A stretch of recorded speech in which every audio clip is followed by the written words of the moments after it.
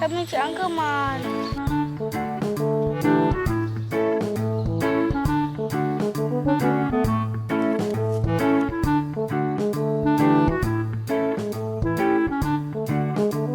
Kuckuck.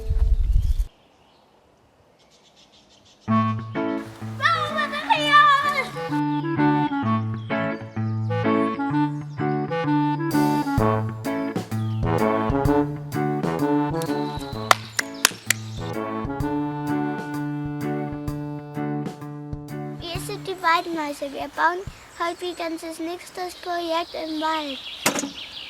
Was bauen wir denn heute im Wald? Eine Spinne, ein Spinnennetz. Genau, das werden wir versuchen. Wir machen Step by Step, so dass ihr zugucken könnt, wie das Ganze funktioniert. Und so könnt ihr das auch gerne mal probieren nachzubauen.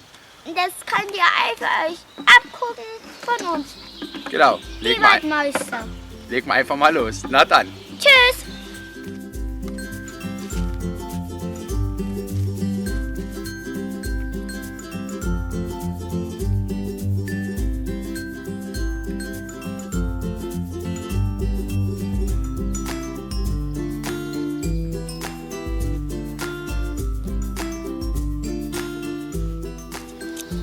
Ich male jetzt die Augen schwarz an.